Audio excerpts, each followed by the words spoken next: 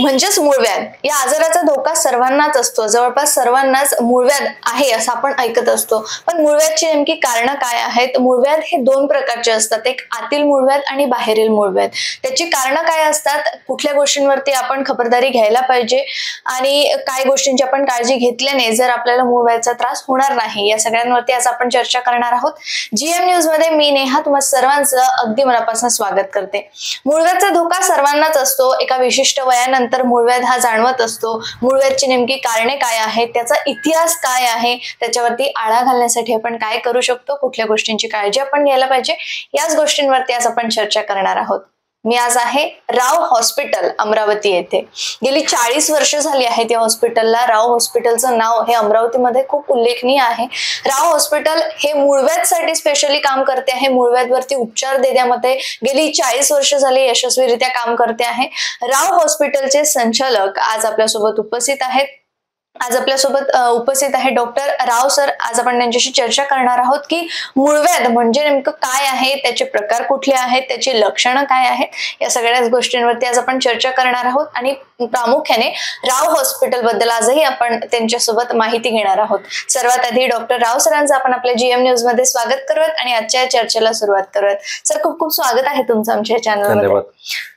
जसं की 40 वर्ष उलटून गेलेली आहेत. राव हॉस्पिटलला खूप नाव आहे आणि मला वाटते वडील बरेच वर्षांपासून इथे प्रॅक्टिस करायचे याच सेम स्पॉट वरती आणि त्यांचाच वारसा तुम्हाला लाभलेला आहे असं म्हणायला आज हरकत नाही. सर, मला सांगाल की राव हॉस्पिटलचा हा जो इतिहास आहे, राव हॉस्पिटलचा जो हिस्ट्री आहे ती आज आम्हाला जाणून घ्यायची आहे प्रामुख्याने. प्लीज आम्हाला सांगाल, अमरावतीकरांना सांगाल की राव हॉस्पिटलचा इतिहास प्रामुख्याने काय आहे?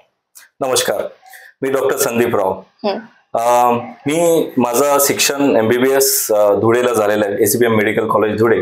त्यानंतर मी पोस्ट ग्रॅज्युएशन इन सर्जरी केलेलं आहे Vedanta medical institute of science पालघरमध्ये. त्याच्यानंतर लास्ट 10 years पासून 10 वर्षापासून मी मूळव्याध या आजारीचा उपचार करत आहे ऍज अ स्पेशलिस्ट. माझं जे हॉस्पिटल आहे आज नियर अबाउट 42 years कम्प्लीट झालेलं आहे. बिलकुल. 1982 मध्ये माझे वडील डॉक्टर PK राव यांनी फर्स्ट अमरावतीमध्ये सगळं प्रथम फर्स्ट मूळव्याधचं clinic, dedicated clinic for piles चालू केलं होतं. अमरावतीचं ओल्ड एरिया अंबागेटच्या आतमध्ये इकडे चालू केले होते. आज सेम लोकेशन मध्ये आम्ही सेम प्रोसिजर आणि सेम ट्रीटमेंट आम्ही देत आहे लास्ट 42 years पासून. लास्ट 32 years म्हणजे 32 वर्षापर्यंत आमच्या वडीलने लोकांना सर्व्हिस दिलेलं आहे, प्रॅक्टिस दिलेलं आहे मूळव्याध या आजारीचा आणि नंतर मी आता सेम ते कंटिन्यू करतोय. बिलकुल. आणि त्यांचाच वारसा तुम्हाला आज लाभलेला आहे आणि त्यांच्याच पावलावरती पाऊल ठेवत आज अमरावतीकरांना तुम्ही सेवा देण्यामध्ये यशस्वीरित्या काम करतायत.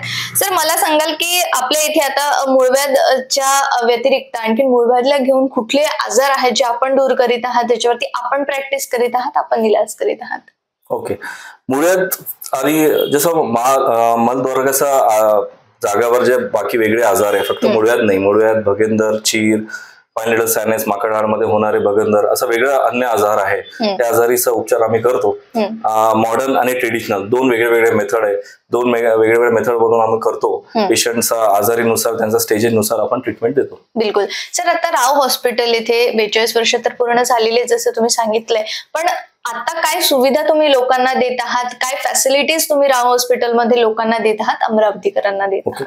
मूळव्याधमध्ये आता जसं रिसेंट टेक्नॉलॉजी झाला, जसं की लेझर पाईल सर्जरीज हे आपण देतोय. त्याच्यानंतर रेडिओ फ्रिक्वेन्सी लेझर प्रोसिजर्स आहे ते आपण देतोय आणि त्याच्यानंतर जे आयुर्वेदिक क्षारसूत्र प्रोसिजर आहे ते पण आपण देतोय. आपल्याकडे डेडिकेटेड आयुर्वेदिक प्लस ॲलोपॅथिक दोघं मेथड्स अवेलेबल आहे. सर, मला सांगाल की आता तुम्ही इथे सेवा देतच आहात, अमरावतीमध्ये सेवा देतात, पण त्याचबरोबर आपले ब्रांचेस नेमके कुठले कुठले आहेत, कुठे कुठे आपण व्हिजिट करीत आहात, कुठे कुठे जाऊन आपण उपचार करीत आहात? कारण बऱ्याच ठिकाणी लोकांना याची सेवा योग्य ती मिळत नाहीये. तर मला सांगाल की कुठे गेल्यानंतर लोकांना, जवळपासच्या लोकांना तुमची सेवा घेता येईल, तुमची ट्रीटमेंट घेता येईल? आमचं मेन हॉस्पिटल अमरावतीमध्ये, जसं सांगितलं लास्ट 42 years पासून फर्स्ट हॉस्पिटल आमचं अमरावतीमध्ये. त्याच्यानंतर आमच्या वडीलच्या टाइम मध्येच वर्धा सिटीमध्ये एक नवीन ब्रांच ओपन केली होती. आता तिकडे पण हॉस्पिटल आम्ही केलेलं आहे. तर वर्धा पण आम्ही तिकडे पण हे सेम सर्व्हिस देतोय. त्याच्यानंतर मध्य प्रदेशमध्ये बैतूल नाव सिटी आहे, तिकडे पण आम्ही सेम सर्व्हिस देतो. तिकडे पण आमचं एक ब्रांच आहे. आणि सेकंड आमच्या मेन हॉस्पिटल पुणेमध्ये पण आहे, पुणेमध्ये आमचं 20 बेडेड हॉस्पिटल आहे, तिकडे पण आम्ही सेम सर्व्हिस देतोय. आणि पुणेमध्ये आमचे 3 अजून ब्रांचेस आहेत. एक पिंपली गुरवमध्ये, एक बानेरमध्ये आहे आणि एक मोशीमध्ये आहे. बिलकुल, जसं आता सरांनी सांगितलेलं आहे की पुण्यामध्ये आणखीन वर्ध्यामध्ये आणखीन बैतूलमध्ये सुद्धा सर सेवा देत आहात. तर तुम्ही जिथून मला बघत आहात, युट्यूब चॅनल आहे, तर तुम्ही जिथून ना कुठून मला बघत आहात, तुम्हाला मूळव्याधचे योग्य ते उपचार घ्यायचे असतील तर नक्कीच तुम्ही या खालील दिलेल्या नंबरवरती संपर्क साधायला पाहिजे, म्हणजे जवळच्या जवळ तुम्हाला हे उपचार घेता येतील. सर, आता राव हॉस्पिटल अमरावती येथे मला सांगाल की कुठले व्हिजिटिंग डॉक्टर्स इथे येत असतात, कोणते कोणते डॉक्टर्स इथे उपचार करण्यासाठी येतात आणि कशासाठी येत आहेत, प्लीज सांगाल.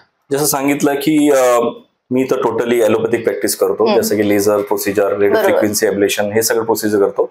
आणि कधी कधी कोणते कॉम्प्लिकेटेड फिस्टुला राहतात, म्हणजे फिस्टुलामध्ये मल्टिपल ऑपरेटेड केसेस राहतात, जे फेलियर केसेस राहतात, या एकदम लास्ट स्टेज मध्ये भगिंदरमध्ये जे केसेस राहतात, तेव्हा आम्ही पुणेच्या डॉक्टरला बोलवतो.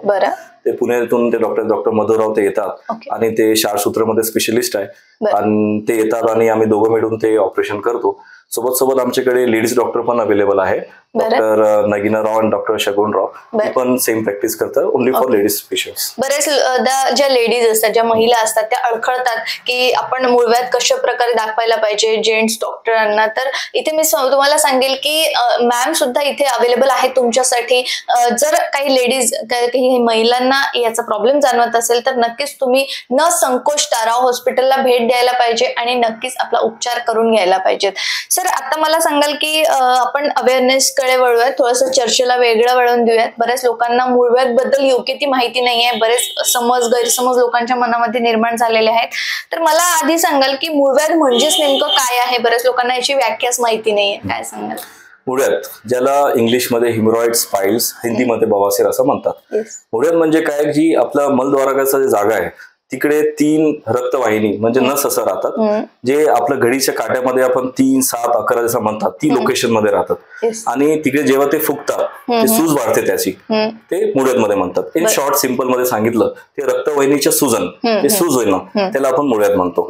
सर, आता आपण बरेचदा बघतो असतो की भरपूर मसालेदार पदार्थ खाल्ल्याने किंवा भरपूरदा आपण ऐकतो की नॉनव्हेज खाल्ल्याने मूळव्याध वाढत असतं किंवा मूळव्याध होण्याचा धोका त्या लोकांना जास्त असतो, नॉनव्हेज प्रेमी जे आहेत त्यांना. तर हे कितपत तथ्य आहे या गोष्टीमध्ये, कितपत खरं आहे, मला त्याही बद्दल थोडंसं ऐकायचं. नॉनव्हेज मध्ये खूप जास्त गैरसमज आहे. सगळ्यात पहिले तर ज्या लोकांना नॉनव्हेज आवडतात त्या लोकांना एक गुड न्यूज आहे की सगळ्यात पहिले लक्षात ठेवा की नॉनव्हेज मुळे कधी मूळव्याध होत नाही. नॉनव्हेज, अच्छा, एक सिंपल क्वेश्चन आहे की जे व्हेजिटेरियन आहे त्यांना का बरं होतात? बिलकुल, त्यांना पण होतात. फक्त नॉनव्हेज तर असं माझे पेशंट सगळं नॉनव्हेज इटरच राहणार असं नाहीये. नॉनव्हेज मध्ये कधी काही प्रॉब्लेम नाही. प्रॉब्लेम हे आहे की आपण नॉनव्हेज कसं खातात, बिलकुल त्यामध्ये प्रॉब्लेम. आता कसं आहे की आपण जे आपले इंडियन डाएट मध्ये नॉनव्हेज मध्ये म्हणजे काय, मसाला, बिर्याणी एकदम स्पायसी तेलकट पदार्थ आणि जे मोठा आपण जे मसाला युज करतो ते हानिकारक आहे. Non veg as a protein is a good source of diet. Non veg खाण्यामध्ये काही प्रॉब्लेम नाही. तुम्ही सूप घ्या, बॉइल पीसेस तुम्ही नॉनव्हेज तुम्ही खाऊ शकतो, बट स्पायसी जे खातो ते स्पायसीमुळे प्रॉब्लेम होतात. बिलकुल.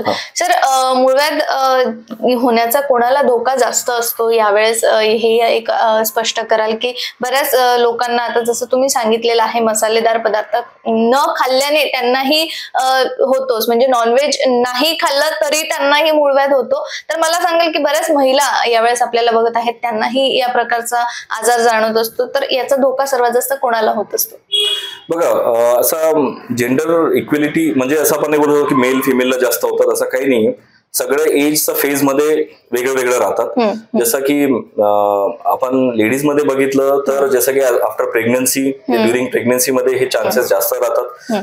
जेंट्स मध्ये बघितलं, ट्रक ड्रायव्हर्स जे राहतात, ऑफिसवर जे करतात, जे कंटिन्यू सिटिंग राहतात ज्यांचं, त्यांना लोकांना जास्त होतात. यंग लोकांना पण बघितलं ते जे जास्त जे जिम मध्ये जातात, जे लोअर बॉडी जिम जास्त उचलतात, जे करतात, लिफ्टिंग जास्त करतात, त्यांना प्रॉब्लेम जास्त राहतात. आणि सगळ्यात मेन हे एक क्लिअर कट समजून घ्या, हे लाईफस्टाईल डिसीज आहे. तुमची लाईफस्टाईल कसं आहे त्यावर डिपेंड करतो. यामध्ये स्ट्रेस फॅक्टर पण आलेला आहे. रात्री जास्त जागरण, स्लीप बरोबर नाहीये, एक्सरसाइज बरोबर नाहीये, हे सगळे भरपूर इतके सारे कारण आहे. मूळव्याधमध्ये अनुवंशिक पण राहतात.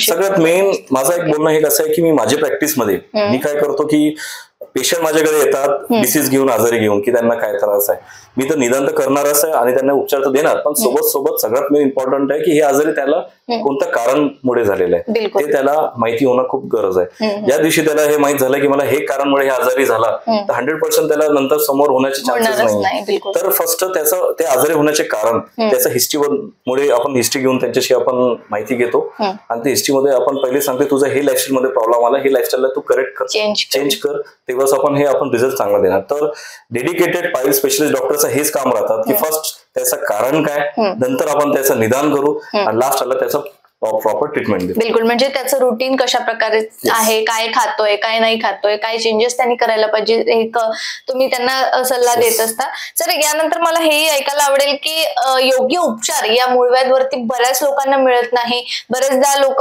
वेगवेगळ्या ठिकाणी जाऊन उपचार घेतात मूळव्याधवरती, तर योग्य उपचार जर त्यांना मिळाले नाहीत तर पुढे काय धोका होऊ शकतो, काय परिणाम आपल्या जीवनावरती होऊ शकतो, आपल्या बॉडीवरती होऊ शकतो? आता उपचारमध्ये असं आहे की खूप गैरसमज आणि समज आहे. सगळ्यात पहिले उपचारमध्ये असं आहे की सगळ्यात पहिले समजून घ्या की मुळव्याधमध्ये 4 स्टेजेस आणि 4 ग्रेड राहतात. ते ग्रेडनुसार आपल्याला ट्रीटमेंट द्यावं लागतं. आता मुळव्याधमध्ये 4 स्टेज आहेत. नंबर 1 स्टेज, त्यामध्ये थोडंसं रक्त निघणं, परत जलानंगार होणं, कोंब सारखं काय जाणवत नाही, काय दिसत नाही, ते पहिला स्टेज आहे. दुसऱ्या स्टेज मध्ये काय होतं की दुसऱ्या स्टेज मध्ये त्यांना थोडं कोंब सारखं जाणवते आणि थोडंसं पेन, थोडं ब्लिडिंग थोडं जास्त राहणार, ही झाली दुसरा स्टेज. तिसऱ्या स्टेज मध्ये काय होते, जे कोंब जे येतात बाहेर येतात आणि ते लगेच आतमध्ये जाते, बाहेर निघतात आणि आतमध्ये लगेच आपोआप जाते, स्पॉन्टेनियस ते रिडक्शन कमी होतं. थर्ड स्टेज राहतात की एकदा बाहेर आले की आतमध्ये जात नाही, हे लास्ट स्टेज आणि एकदम खूप जास्त पेन, भयंकर त्रासदायक लास्ट स्टेज म्हणतो. आता ही जी 4 स्टेज म्हणालो, हे 4 स्टेज मधून आपल्याला प्रोसिजर करावं लागते. पहिल्या स्टेज मध्ये पेशंट आला या सेकंड स्टेज मध्ये आला तेव्हा आपण ऑपरेशन करायचं गरज नाही, तेव्हा आपण कन्झर्वेटिव्ह मॅनेजमेंट देऊ शकतो. त्यांचं लाईफस्टाईल मॉडिफिकेशन करून, प्रॉपर मेडिकेशन करून आणि त्यांना प्रॉपर त्यांचं रुटीन चेंज करून आपण विदाउट सर्जरी प्रोसिजर करू शकतो. एकदा patient second to third to fourth मध्ये आला, त्याचा उपचार एकच आहे, ते आहे सर्जरी. हे लक्षात करून घ्या. यस, ऑपरेशन दुसरं कोणतेही नाही. आता माझ्या प्रॅक्टिसमध्ये मॅक्झिमम पेशंट थर्ड आणि फोर्थ स्टेज मध्येच येतात, फर्स्ट आणि सेकंड स्टेज मध्ये येत नाही. म्हणूनच आम्ही थर्ड फोर्थ स्टेज मध्ये आला आम्ही पेशंटला आम्ही सांगतो की सर्जरी करावं लागतं. आणि पेशंटला एक भीती आली आहे आज की डॉक्टरकडे गेले की डॉक्टर सर्जरीच सांगणार, काय ऑप्शन नाही. तुम्ही जितकं लवकर येणार फर्स्ट स्टेज सेकंड स्टेज मध्ये आले की आपण त्याला विदाउट सर्जरी आपण प्रोसिजर करू शकतो. म्हणूनच ही जे फर्स्ट स्टेज आणि सेकंड स्टेज तुम्हाला जाणवणार नाही, हे डॉक्टर तुम्हाला व्यवस्थित सांगू शकतो कोणत्या स्टेज मध्ये, आणि त्यानुसार आपल्याला सर्जरी करायचं की नाही करायचं ते आपण सांगू शकतो. बिलकुल. जर तुम्हाला फर्स्ट आणि सेकंड स्टेज जर या प्रकारची लक्षणं जर सरांनी आता नुकताच आपल्याला सांगितलेले आहे त्या प्रकारची जर लक्षणं आपल्याला जर जाणवली तर लवकरात लवकर आपल्या मूळव्याधच्या डॉक्टरांकडे जायला पाहिजे, जेणेकरून आपला जो ऑपरेशनचा धोका आहे तो लगेच टळू शकेल. सर, आता नुकताच तुम्ही ऑपरेशन बद्दल बोललेला आहात की ऑपरेशन कुठल्या स्टेज पर्यंत टळू शकतं, त्याही पेक्षा आणखीन मला हे विचारावं असं वाटतं की ऑपरेशन जेव्हा होतं पेशंटचं त्याच्यानंतर भरपूर त्रास होतो किंवा बरेच दिवस त्यांना आराम करावा लागतो, काही पथ्य अपथ्य सुद्धा त्यासाठी पाळावे लागतात, असे बरेच लोकांची भावना आहे किंवा धारणा आहे, असं बऱ्याच लोकांना वाटतं. तर यामध्ये कितपत तथ्य आहे, खरंच खूप त्रास होतो का किंवा खूप दिवस आराम करावा लागतो का, काही पथ्य पाळावे लागतात का, काय सांगाल? नाही, बिलकुल, हे एक गुड क्वेश्चन आहे. बघा, जसं मी सांगितलं की थर्ड आणि फोर्थ स्टेज आला की आपल्याला सर्जरी करावी लागते. आणि पहिल्या काळमध्ये जे म्हणजे अगोदर जे ट्रेडिशनल ट्रीटमेंट आपण जे म्हणत होतो तेव्हा कसं आहे की खूप दिवस ऍडमिशन राहावं लागते, 5-5 दिवस 6-6 दिवस पेशंटला ऍडमिट करायचं आहे. दुसरं ऑपरेशन मध्ये मोठे मोठे घाव राहणं, 1-1, 2-2 महिना 3-3 महिन्यापर्यंत त्यांची ड्रेसिंग राहत होतं. आणि तेव्हा जे ट्रीटमेंटची पद्धती होती की मोठे मोठे सिझर्स म्हणजे कात्री युज करणं, ब्लेड्स युज करणं असं होतं. आताच्या कंडिशन मध्ये असं आहे की मिनिमल इन्व्हेजिव्ह सर्जरीज आहे, ज्यामध्ये एकदम कमी जखम एकदम कमी टाइम मध्ये हार्डली 10 ते 15 मिनिटाची प्रोसिजर राहतात. 1 दिवस थांबायचं आणि त्याच्यानंतर नियर अबाउट 5 दिवसात या मॅक्स टू मॅक्स 1 वीक नंतर तुम्ही तुमच्या कामाला तुम्ही जाऊ पण शकतो. असं सर्जरी इतकी ऍडव्हान्स झालेली आहे की ही सगळं भीती ठेवायचं गरज नाही. म्हणजे आता काय आपण एकदम लवकर पेशंटला रिलीफ देऊ शकतो आणि ट्रीटमेंट पण एकदम 100% भेटतात. आमच्याकडे तर पेशंट असं पण आहे की आम्ही सकाळी डे केअर प्रोसिजर पण करतो, म्हणजे सकाळी प्रोसिजर केली की संध्याकाळी पण सुट्टी देतो. ऍडमिट पण राहायचा गरज नाहीये. आणि हार्डली आम्ही वन वीक मध्ये नंतर आम्ही पेशंटला सगळं काम करायला सांगतो. म्हणजे एका दिवसामध्ये होऊन जातं जवळपास. ठीक आहे. तर सरांनी आता आपल्याला जे सांगितलेलं आहे की जे मी सुरुवातीला सांगितलेलं काही पथ्य अपथ्य असतात का, तर सरांनी ते टोटली रॉंग आहे असं सांगितलेलं आहे. बरेच दिवस आराम करण्याची गरज नाही आणि एका दिवसामध्ये तुमचं ऑपरेशन होऊन तुम्ही घरी सुद्धा परत जाऊ शकता. सर आता मला सांगाल की मुळव्याधवरती आपण बोलत होतो मगाशी, मुळव्याधची प्रमुख कारण काय आहे, प्रमुख कारण काय असू शकतील असं तुम्हाला वाटते? कारण बरेच लोक तुमच्याकडे येत असतील मुळव्याधी आजाराला घेऊन, तर मला प्रमुख कारण जे आहे मुळव्याधचं ते जाणून घ्यायचं. बघा, कारण तर मी जर असं सांगणार तुमच्या दर्शकांना की तुम्ही युट्यूब मध्ये पण सर्च करणार, बुक्स मध्ये पण बघणार, सगळ्या ठिकाणी तुम्हाला माहित असेल काय कारण आहे. पण मी माझी प्रॅक्टिस मध्ये काय बघितलं, 3 असे मोठे कारण आहे जे मला वाटते की कुठे पण तुम्हाला दिसणार नाही. हे कोणते कारण आहे? ठीक आहे. सगळ्यात पहिले कारण आहे लज्जा, मतलब शायनेस. अच्छा, लज्जा म्हणजे संकोचता. लज्जा. असं आहे की बघा, कोणाला पण हे त्रास जेव्हा स्टार्ट होतात कोणी कोणाला सांगत नाही, ते लपवून ठेवतात. आजची कंडिशन अशी आहे की हस्बंड वाईफला सांगत नाही, वाईफ हस्बंडला सांगत, लाज वाटते, बिलकुल लाज वाटते. चिल्ड्रन आपले पेरेंट्सला सांगत बोलू शकत नाहीये. तर त्याचा प्रॉब्लेम असा आहे की ते सांगत नाही, ते सेल्फ मेडिकेशन करतात. मॅक्झिमम माझे पेशंट बघितलं. सेल्फ मेडिकेशन म्हणजे काय, तर स्वतः युट्यूब मध्ये सर्च करून नाहीतर मेडिकल मध्ये जाऊन काहीतरी औषध घेऊन घेतात आणि काहीतरी ते डिले करतो. त्रास झाला तर पेन किलर घेणार, इट्स ओके, पण तुम्ही पेन किलर घेतो फक्त वरती त्रास कमी करतो, पण ऍक्च्युअली तुमचा प्रॉब्लेम काय तुम्हाला माहिती आहे. जे मी सांगितलं होतं फर्स्ट स्टेज, सेकंड स्टेज, ही स्टेज मध्ये असं करतात, ते थोडंसं डिले होऊन जातात. शायनेस मला असं वाटतं खूप मोठा फॅक्टर आहे. आणि हे पेशंटचा पण प्रॉब्लेम नाही, हे शायनेस का बरं होते. जसं आजची कंडिशन मी बघितलं, तुम्ही पण बघितलं असेल, एक बॉडी शेमिंग नावाचा एक खूप ट्रेंड होते, बॉडी शेमिंग करते. म्हणजे ते मोठा, म्हणजे त्याचा वेट गेन जास्त झाला, ते एकदम लो वेट आहे ना, आपण बॉडी शेमिंग करतो. आजची कंडिशन मी असं सांगणार, एक पाईल शेमिंग पण एक कंडिशन आलेली आहे. व्हॉट डू मीन बाय पाईल शेमिंग? म्हणजे असं आहे की तुम्ही आज पण बघितलं, मूवी मध्ये पण बघा, टीव्ही मध्ये पण बघा, कोण कॉमेडियन्स बघा, ते तुझे तो बवासीर हो गया आहे असं कॉमेडी करतात, ऍडव्हर्टायझिंग करतो, म्हणजे लोकांना एकमेकांना मजाक करतात. तो अशा लोकांना एकमेकांचा डिस्कस करायला पण ते कसं लाज येतात, शायनेस येतात. ते पण एक अवेअरनेस, खिल्ली ओढवणं, यस, ते अवेअरनेस होणं खूप इम्पॉर्टंट आहे.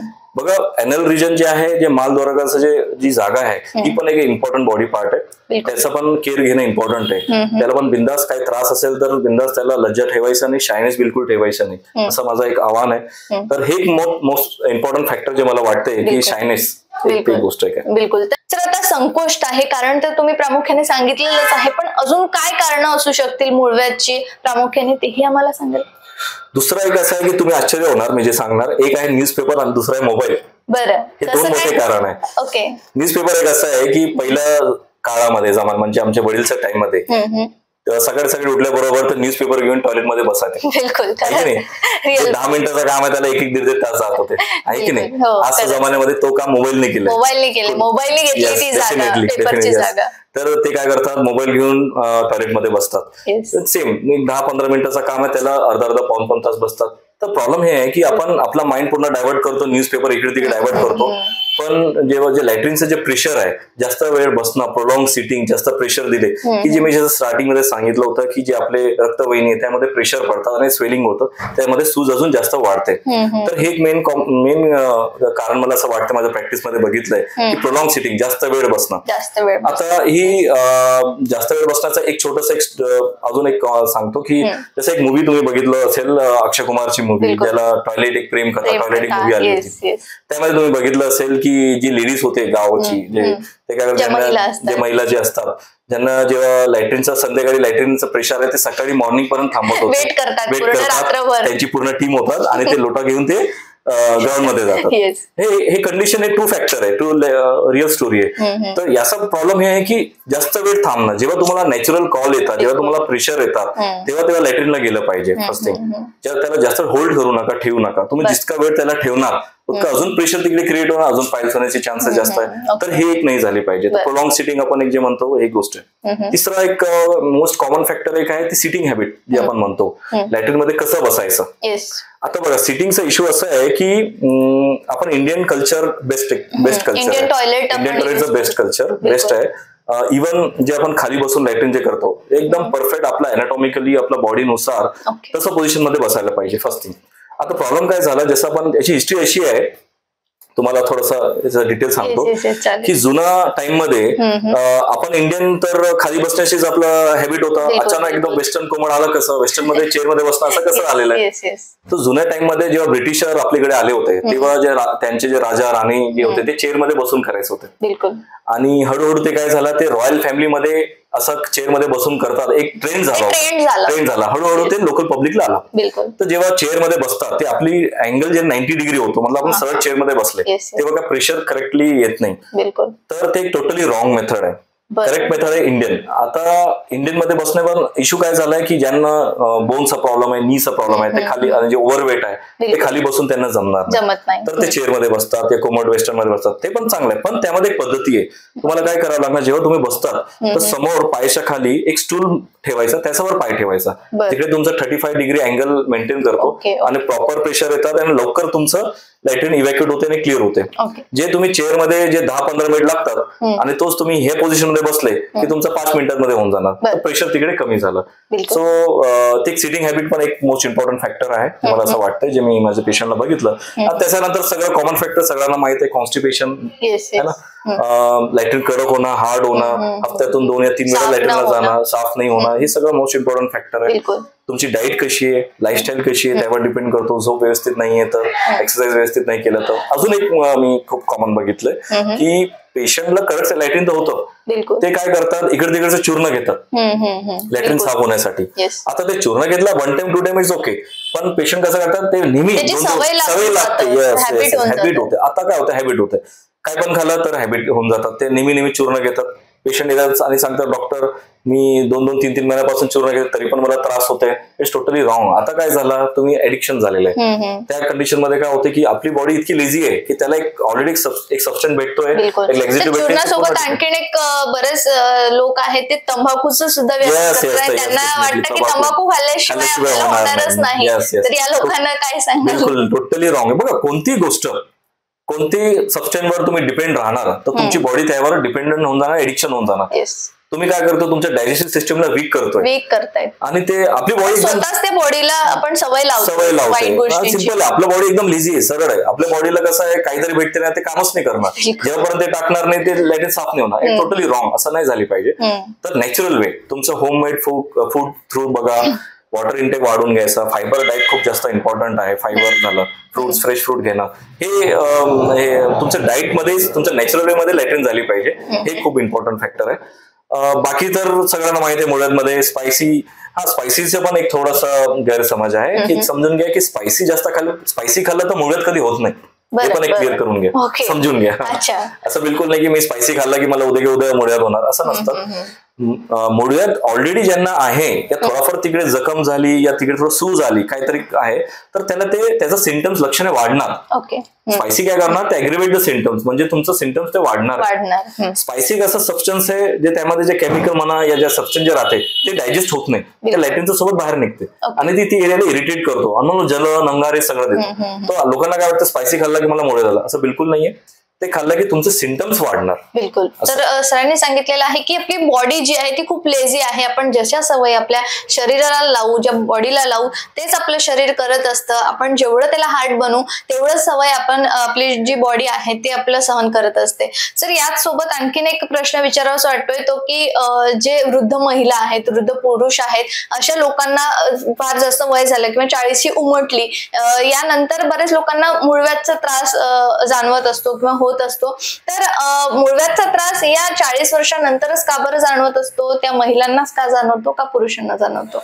असं नाहीये बघा, कोणत्या एज मध्ये होऊ शकतो. आजच्या टाइम मध्ये असं आहे जसं मी अगोदर पण सांगितलं, कमी एज. मी तर माझ्या प्रॅक्टिसमध्ये लहान बाळ 3 वर्षाचे मुलं पण बघितलंय आणि 90 इयर्स पर्यंत आम्ही बघितलेले आहे, असे पेशंट पण आहे. तर एज फॅक्टर तर नाहीये, पण असं आपण बोलतोय की एकदा एक आहे कसं जे स्टॅटिस्टिकली जे स्टडी केलेलं आहे यामध्ये बघितलंय, एकदा तुम्ही 50 इयर्स क्रॉस केलं तर त्यामध्ये खूप चान्सेस आहे की तुम्हाला मुळव्याध होऊ शकतो. त्याचं कारण असं राहते की आफ्टर त्याचं एक मेन कारण एक वन ऑफ द टाइम असं राहतं की ऍक्टिव्हिटी तुमची कमी होऊन जातात आणि जसं जिरेटिक आणि जे ओल्ड एज मध्ये जे आहे थोडं डायजेशन इश्यूज राहते, डाएटचा इश्यू राहते. आणि लेडीज मध्ये बघितलं आपल्या इंडियन कल्चरमध्ये फास्टिंगचा एक खूप इम्पॉर्टंट फॅक्टर आहे. उपवास ठेवणं एक खूप मोस्ट इम्पॉर्टंट फॅक्टर आहे. आता लोक म्हणतात सणांना सुरुवात होणार आहे भारतीय सणांमध्ये उपवासच खूप जास्त राहतात. आता माझ्याकडे पेशंटचा जे फ्लो आहे आफ्टर फास्टिंग पिरियड जास्त राहतात. येस, जसं की इस्लामिक कल्चरमध्ये जसं एकदा रोजा आणि पिरियड झाल्यानंतर भरपूर पेशंट येतात त्या टाइम मध्ये. नंतर आपले कल्चरमध्ये बघितलं नवरात्रीच्या टाइम नंतर बरेच पेशंट राहतात. तर फास्टिंग हे इम्पॉर्टंट फॅक्टर आहे. फास्टिंग तर करतात, सोबत त्यामध्ये आपले लोक साबुदाण्याची खिचडी खातात है ना, बॉइल्ड पोटॅटोज ते जास्त खातात. ते सगळं एकदम रॉंग मेथड आहे. सगळ्यात कसं आहे की आपण आपल्या बॉडीला अननेसेसरी आपण काय करतोय त्याला एकदम हार्मफुल करतोय, चुकीच्या मार्गाने घेतोय. तर हे थोडेसे पद्धती इटिंग हॅबिट्स आपलं थोडंसं रॉंग आहे. एक आहे तो ओल्ड एज फॅक्टर मध्ये एक आहे थोडासा रिटायरमेंट फेज राहतात, सेडेंटरी लाईफ जास्त राहतात. एक वन ऑफ द रिझन आहे की ओल्ड एज मध्ये जास्त दिसतो. पण असं नाहीये, पण मी असं सांगणार आजच्या टाइम मध्ये सगळे इक्वल. आणि सर जसं तुम्ही लहान बाळांविषयी सांगितलेलं आहे 3 वर्षापासूनचे पण येतात आणि त्यामध्ये पण पोट साफ न होणे असे पण आपण गोष्टी बघत असतो. त्या मुलांना पोट साफ न होणे, 2-3 दिवस लॅट्रिन न होणे, तर त्यांना किंवा ते तर नाही पॉसिबल, पण त्यांच्या पालकांना तुम्ही यावेळेस काय संदेश द्याल? खूप गुड क्वेश्चन. बघा कसं आहे की जे एकदम इन्फंट बोला, चिल्ड्रन बोला, जसा की 1 वर्ष 2-3 वर्षाचे मुले जे राहतात, जे स्कूल गोईंग एजेस प्रायमरी वाले जे बच्चूज आहे, त्यामध्ये प्रॉब्लेम काय त्यांना एकतर डाएटचं कसं आहे की जास्त बेकरी प्रोडक्ट आपण जास्त देतो. फर्स्ट थिंग, फायबर कंटेंट कमी, म्हणजे फ्रुट्स कमी देतो आपण, चॉकलेट्स बिस्किट्स हे जास्त देतो, घरगुती पदार्थ आपण कमी देतो. एक तर डाएट आहे, तुम्हाला डाएट चेंज करावं लागणार, वॉटर इंटेक वाढवावं लागणार, फ्रुट्स जास्त द्यायचं, जितकं फ्रुट्स देणं चांगलं आहे. आणि सगळ्यात इम्पॉर्टंट फॅक्टर आहे टॉयलेट ट्रेनिंग. जसं मी अगोदर पण सांगितलं तसं बच्चूला पण त्यांना पण टॉयलेट ट्रेनिंग देणं इम्पॉर्टंट. काय होतं की त्यांना माहिती नाहीये, नॅचरल त्यांना माहिती नाही प्रेशर येतं, लॅट्रिन कसं करायचं, कसं बसायचं, तर ते होल्ड करून ठेवतात. आणि ते आज लॅट्रिन आले की उद्या करणार, ते होल्ड करून ठेवणार, खेळामध्ये व्यस्त राहतात, त्यांना माहित नाही. तर तुम्हाला टॉयलेट ट्रेनिंग करावं लागते. आता इकडे पण एक लज्जाची गोष्ट आहे. आता काय गोष्ट आहे, आता टॉयलेट ट्रेनिंग मध्ये काय करायचं, सिंपल सरळ सांगतो, टू बी फ्री फ्रँक, बेबीला सोबत घेऊन टॉयलेट करायचं. त्याला सांगायचं असं बसायचं, असं करायचं, तर त्यांना माहित पडणार. त्यांना ते बेबीला त्यांना पण ते लज्जा निघून जाणार ते एज पासूनच. You have to be free. Okay, त्यांना टॉयलेट ट्रेनिंग कसं बाथरूम मध्ये असं बसायचं, असं प्रेशर द्यायचं, जेव्हापर्यंत तुम्ही सांगणार नाही ते टॉयलेट ट्रेनिंग होणार नाही. तुम्ही बोलून काय नाही, you have to practically you have to say, तुम्हाला दाखवावं लागेल त्या गोष्टी. हे एकदम सिम्पल मेथड आहे जिकडे तुम्ही घरी तुम्ही प्रॉब्लेम सॉल्व्ह करू शकतो. बिलकुल, नक्कीच. सर यावेळेस खूप छान वाटत आहे तुमच्याशी चर्चा करत असताना. सर मला सांगाल की मूळव्याध सोबत भगंदर हा एक विषय आपण नेहमी ऐकत असतो. मूळव्याध आणि भगंदर हे सोबतच नाव आपण नेहमी ऐकत असतो.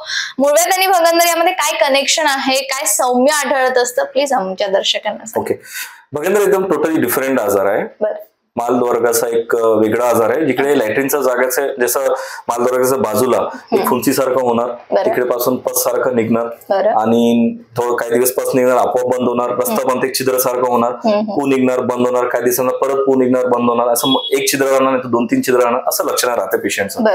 ठीक आहे. आता होते कसं, मालद्वारकाच्या जागेवर आपले तिकडे ग्लँड्स राहतात, अॅनल ग्लँड्स म्हणून राहतात, तिकडे काहीतरी त्याचा ब्लॉकेज झाला, ते ब्लॉक झाल्यामुळे तिकडे इन्फेक्शन होतं आणि पस फुटते, त्याला कुठे जागा भेटणार तिकडे ते निघणार आणि बाहेर फुटून येणार, त्याला आपण भगंदर म्हणतो. ते एक रस्ता बनतो, एक टनल सारखा बनतो, आतून आणि बाहेरपर्यंत त्याचा रस्ता राहतात, ते पूर्ण इन्फेक्शन होतात आणि पस फुटून ते बाहेर निघते, त्याला भगंदर म्हणतात. ठीक आहे. आता भगंदरचा प्रॉब्लेम काय आहे की सगळं त्यामध्ये एक गैरसमज एक आहे की लोकांना ते केसतोड सारखं वाटतात, बॉईल सारखं वाटतात, ते काय करतात तिकडे बेलेटोना प्लास्टर ते लावून ठेवतात, हे टोटली रॉंग आहे. स्वतः मी सगळ्यात पहिले तो सांगतो, स्वतः मेडिकेशन करण्याच्या अगोदर भगंदर खूप थोडंसं मुळे आपण कम्पेअर केलं तर भगंदर थोडासा वेगळा आणि थोडं डेंजर आपण मानणार, तर ते लवकर ते दाखवणं कंपल्सरी, कारण की त्याचा रस्ता बदलत राहतात, त्याचे चेंजेस होत राहतात. एक कुठे इकडे फुटला तर दुसऱ्या बाजूला पण फुटू शकतो, कुठे पण फुटू शकतो, आणि जिकडे फुटणार ते पूर्ण एरिया इन्फेक्टेड झाला तर पस डिस्चार्ज, पस येणार, लॅट्रिनच्या जागापासून पस आला, लवकर डॉक्टर दाखवणं हे खूप गरजेचं आहे. बिलकुल सर. आता आपण असंही ऐकतो की मूळव्याध आणि मूळव्याधमध्ये कॅन्सर होण्याचं पण खूप दाट शक्यता असते. मूळव्याध आणि कॅन्सर याचं काय कनेक्शन आहे, कशा प्रकारे हे दोन गोष्टी जुळल्या गेलेल्या आहेत? इकडे पण एक रॉंग कॉल आहे, टोटली रॉंग कॉल आहे की मूळव्याध आला की ते कॅन्सर मध्ये निर्माण होणार. भरपूर मी तर सांग, माझे भरपूर असे कलिग्स पण आहे, डॉक्टर फील्ड मध्ये पण आहे, मेडिकल फॅटर्निटी मध्ये आहे, असं म्हणणार की मूळव्याध झाला की तुला कॅन्सर होऊन जाणार. असं बिलकुल टोटली रॉंग आहे. असं कधी होत नाही की मूळव्याध कॅन्सर करणार, असं कधी होत नाही. हा, मूळव्याध आणि कॅन्सरचं सिम्पटम्स म्हणजे लक्षणे सारखं राहते. ओके, मूळव्याध मध्ये रक्तस्राव होते, लक्षणे सेम लगभग, ते म्हणजे एकमेकांना मिमिक करणार, एकमेकांना ते कॉपी करणार. त्यांना कॅन्सर आहे तर मूळव्याध सारखा ते कंप्लेंट घेऊन येतात पेशंट. माझे बरेच पेशंट प्रॅक्टिस मध्ये आम्ही जे ओपीडी मध्ये बघतो ते सगळं कंप्लेंट सांगणार, मला मूळव्याध सारखं, मला असं होते तसं होते. जेव्हा आम्ही चेक करतो मूळव्याध राहत नाही. ते आम्ही आमच्याकडे एक स्पेशल राहते, प्रोक्टोस्कोपी एक्झामिनेशन करतो, त्यामध्ये आतमध्ये बघतो, आतमध्ये गाठ राहते, तिकडे पासून ते कॅन्सरमध्ये ते कॅन्सरचं लक्षण आहे. आता प्रॉब्लेम हे आहे की पेशंटला पण माहित नाहीये, पेशंट मूळव्याधचं कंप्लेंट सांगतात, लोक पण ते मूळव्याधचं ट्रीटमेंट करतात, पण ते मूळव्याध नाहीये, ते कॅन्सरमध्ये राहतात. तर ते मूळव्याध आहे की कॅन्सर आहे हे पण डायग्नोसिस करणं खूप इम्पॉर्टंट आहे, जे वेल क्वालिफाईड कोलोप्रॉक्टॉलॉजी या सर्जन व्यवस्थित सांगू शकतो. बिलकुल सर. आता आपण बघतो आहे की मूळव्याध, मी जसं सुरुवातीला सांगितलेलं आहे की मूळव्याध हा सर्वांनाच असतो असं आपण नेहमी ऐकत असतो. मूळव्याध हा सर्वांनाच आहे, कोणाला तो दिसतो किंवा कोणाला दिसत नाही. तर मूळव्याध हा सर्वांना असतो का, यावेळेस आमचं संक्षिप्त रूपाने आन्सर द्याल प्लीज. ओके, बघा, मूळव्याध मध्ये असं आहे की हे पण सेम एक गुड क्वेश्चन आहे, हे कॉमन क्वेश्चन्स आहे जे माझ्या प्रॅक्टिस मध्ये मी बघतो की पेशंट येतात, अरे मला रक्त खूप येते डॉक्टर, पण कोंब काय दिसत नाही, हाताला काय लागत नाही, पण रक्त खूप निघतंय, पण मला मूळव्याध नाहीये, काय दुसरा काय आजार आहे का, आतमध्ये काय प्रॉब्लेम आहे का, असं ते एक गैरसमज राहते. मूळव्याध मध्ये जसं सांगितलं दोन प्रकार राहते. एक राहते आतून मूळव्याध, त्याला इंटरनल पाईल्स राहते, आणि बाहेरून जे कोंब येतात त्याला एक्सटर्नल पाईल्स म्हणतो. आता जे एक्सटर्नल पाईल्स म्हणजे बाहेर आहे तर तिकडे कोंब तुम्हाला जाणवणार, काहीतरी मास सारखं आहे तर तुम्हाला जाणवणार, आणि त्यामध्ये ब्लिडिंग होत नाही, त्यामध्ये काय होतं, पेन खूप जास्त होते. तर जे बाहेरचं कोंब आहे, एक्सटर्नल पाईल्स आहे, ते पेशंट लवकर येतात, लवकर दाखवतात, लवकर ट्रीटमेंट घेऊन घेतात. सगळ्यात मेन प्रॉब्लेम आहे इंटरनल पाईल्सचा, जे आतून येणारा पाईल्स आहे. इंटरनल पाईल्सचा प्रॉब्लेम हे आहे की त्यामध्ये फक्त ब्लिडिंग, पेन राहतच नाही पेशंटला, आणि पेशंट खूप लेट येतात. कधी येतात की खूप मास खूप बाहेर येते आणि कसं कंप्लेंट येतं, रक्त राहत नाही, ब्लिडिंग इतकं जाते ते पेशंटला, ते हिमोग्लोबिन कमी होऊन जातं, ते एनिमिक होऊन जातात. तर असं कंपल्सरी नाहीये की मास सारखं वाटलं तरच कोंब आहे, असं नाहीये की ब्लिडिंग आला तर कोंब नाहीये, तर असं नाहीये, ते पूर्ण आतून चेक करावं लागते. दोन प्रकार आहे, इंटरनल पाईल्स आणि एक्सटर्नल पाईल्स. आणि सर, ऑपरेशन बद्दल आपण मगाशी बोलत होतो की ऑपरेशन फर्स्ट आणि सेकंड स्टेज पर्यंत टळू शकतं. सर, बरेचदा असं होतं की ऑपरेशन झाल्यानंतरही मूळव्याध होत असतो असं आपण ऐकत असतो. तर ऑपरेशन केल्यावर परत मूळव्याध होण्याची कितपत शक्यता असते, किंवा मग काय गोष्टीमध्ये यात तथ्य आहे, कितपत खरी आहे ही गोष्ट ऑपरेशन केल्यानंतर मूळव्याध होण्याची, काय सांगाल?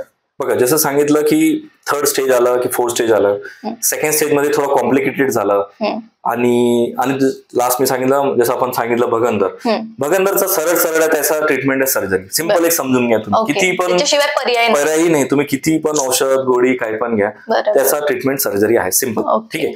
आता सर्जरी केल्यानंतर परत रिपीट होते का, परत निर्माण होणार का, हे पण गुड क्वेश्चन आहे. बघा, आता माझ्याकडे पेशंट आलेलं आहे, ते आजारी घेऊन आलं, माझं काय, आपलं डॉक्टरचं काम काय की ते सर्जरी करून त्याला पूर्ण तिकडे पासून क्लिअर करणं, आपण ते क्लिअर करून टाकू, कोंब पण निघून जाणार, सगळं निघून जाणार. आता ही आजारी होण्याचे काय कारण असेल, जसं मी सांगितलं होतं, ते त्याचं जे कारण आहे ते प्रिकॉशन करणं खूप इम्पॉर्टंट आहे. Yes, definitely. मी आज तर तुमचं आजारी क्लिअर करणार, मी माझ्या पेशंटला नेहमी एक एक्झाम्पल देतो. काळजी घेणं खूप इम्पॉर्टंट आहे. जेव्हा पेशंट माझा एक क्वेश्चन करता, सर नेक्स्ट टाइम रिपीट होणार का, त्याचा माझा एक सिंपल एक्झाम्पल राहतो. जसं तुमच्याकडे एक कोणती टू व्हीलर असेल, एक गाडी असेल, तर तुम्ही काय करतात, इन केस समजा ते डॅमेज झाला, ऍक्सिडेंट झाला, तुम्ही शोरूमला घेऊन जाणार, एकदम चांगला नवीन करून देणार. ओके, त्याच्यानंतर तुम्ही गाडी कसं चालवता हे तुमचं बरं, ते शोरूम वाल्याचं काम नाही. बरोबर. त्या गोष्टी आता आपल्याला सल्ले देत असतात. आता डॉक्टरकडे गेल्यानंतर डॉक्टर तुम्हाला सांगत असतात की हे करायला पाहिजे किंवा हे नको करायला, तर त्या गोष्टीवरती कितपत आपण उतरलो पाहिजे ते आपल्या हातात. बिलकुल मेंटेनन्स, प्रत्येक गोष्टीचा मेंटेनन्स. माझं बोलणं एक आहे की मेंटेनन्स, थोडाफार काय त्रास झाला काय लगेच डॉक्टर दाखवाय, म्हणजे ऑपरेशनच्या नंतरची गोष्ट म्हणतो. ऑपरेशन केलं तर काय वाटलं असं काय लगेच मेंटेनन्स ठेवायचं. डॉक्टर, तुमचे जे डॉक्टर आहे, जवळचे डॉक्टर असतात, जे प्रोक्टोलॉजिस्ट आहे, त्यांना दाखवत राहायचं की काय त्रास आहे, कसा काय नाही. आणि ऑपरेशनच्या सोबत हे पण तुम्हाला मार्गदर्शन डॉक्टरांचं काम आहे की तुला कोणत्या कारणमुळे हे झालंय आणि त्याच कोणत्या कारणचा तुला दूर राहायचंय, है ना.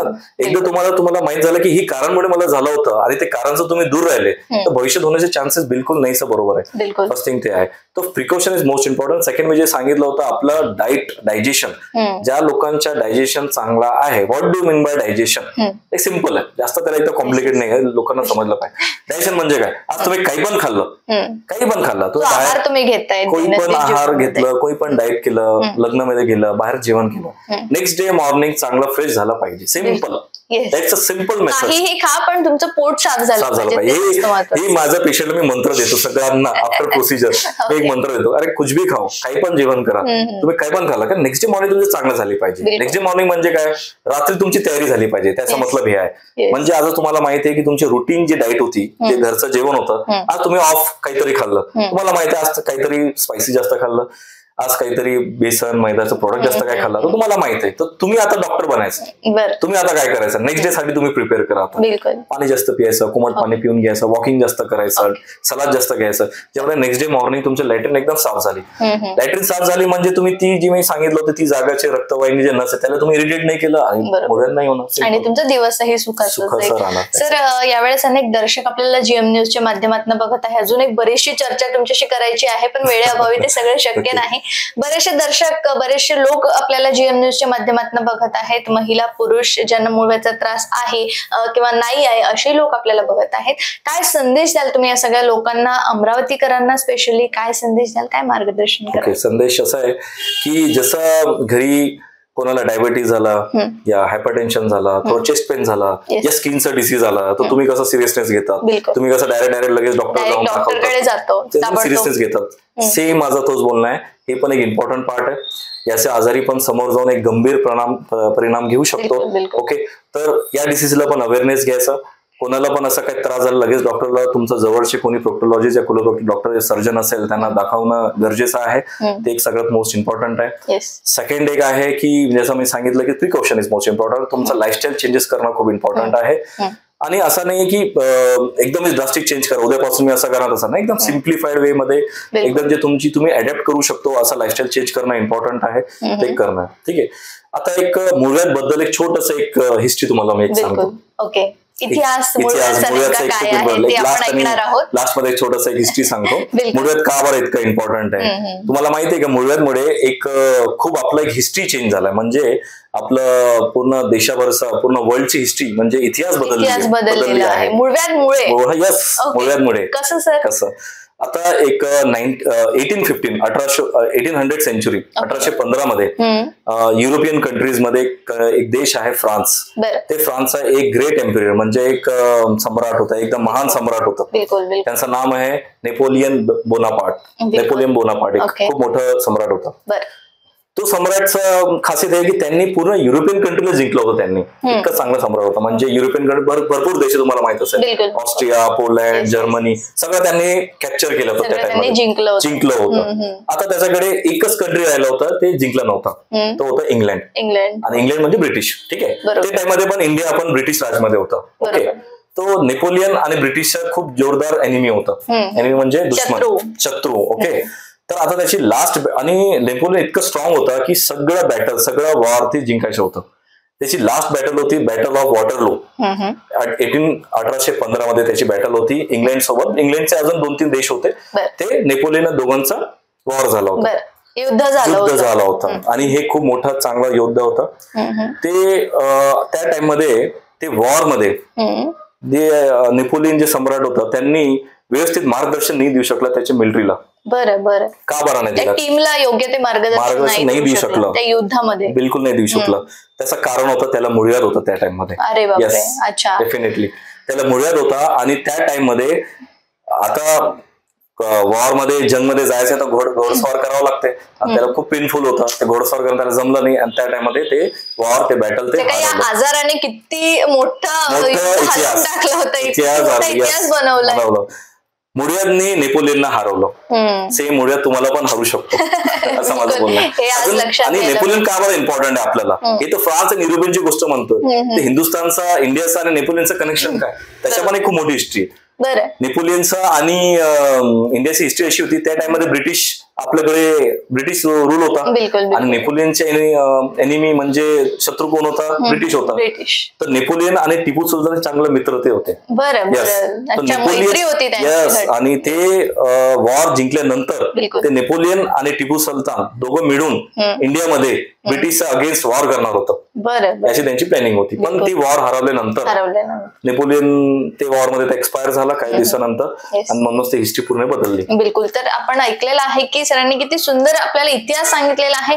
मुळव्याध हे बरंच काही करू शकतं आणि ते आपल्यालाही हरवू शकतं. आपण आपल्या जीवनामध्ये यशस्वी होण्याचा जर मानस असेल, आपल्याला जर आपल्या जीवनामध्ये यशस्वी व्हायचं असेल तर नक्कीच आपण मुळव्याध या आजाराला हरवलं पाहिजे. सर खूप खूप धन्यवाद दिलेल्या. एक लास्ट वर्ड एक सांगायचं होतं, इंग्लिश मध्ये एक सांगतो. माझा एक कॉमन डायलॉग आहे की if you love your gut you will have friend in your butt. Okay, बढिया. Thank you sir. खूप खूप धन्यवाद दिलेल्या सगळ्या सविस्तर माहितीबद्दल आणि खूप छान तुम्ही इतिहास आम्हाला सांगितलेला आहे. खूप छान मार्गदर्शन सुद्धा तुम्ही आम्हाला यावेळेला केलेलं आहे. तरी सुद्धा खूप खूप धन्यवाद दिलेल्या सगळ्या सविस्तर माहितीबद्दल आणि आमच्या GM न्यूजला तुम्ही तुमचा अमूल्य वेळ, अमूल्य मार्गदर्शन केल्याबद्दल तुमचे खूप खूप आभार. Thank you and wish you all happy independence day. Thank you sir. Thank you so much. तर हे होते माझ्यासोबत डॉक्टर संदीपजी राव सर. आपण बघितलेलं आहे की मुळव्याधची कारणं काय आहे, त्याचा इतिहास नेमका काय आहे, याबद्दल आपण सर्व काही जाणून घेतलेलं आहे. मुळव्याधला आपल्याला हरवायचं आहे. मुळव्याध आपल्या जीवनावरती परिणाम करू नये.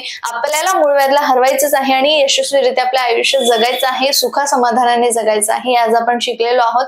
तर राव हॉस्पिटल याबद्दल तुम्हाला जर अधिक माहिती हवी असेल तर तुम्ही खाली दिलेल्या स्क्रीनच्या नंबरवरती संपर्क साधू शकता. बाजूला ऍड्रेस सुद्धा मेन्शन केलेला आहे आणि सरांनी जसं आपल्याला इंटरव्ह्यू मध्ये सांगितलेलं आहे की बरेच ठिकाणी सर जाऊन व्हिजिट करतात. सरांचे बरेच ठिकाणी ब्रांचेस आहेत, तरी सुद्धा तेथील लोक सुद्धा या ट्रीटमेंटचा फायदा घेऊ शकता, उपचाराचा फायदा घेऊ शकता. तुम्ही नक्कीच तुमचे काही प्रश्न असतील तर कमेंट बॉक्सच्या माध्यमातून तुम्ही आमच्यापर्यंत पोहोचू शकता. तुर्तास मी नेहा तुम्हा सर्वांची रजा घेते. बघत रहा गजर महाराष्ट्राचा. थँक्यू.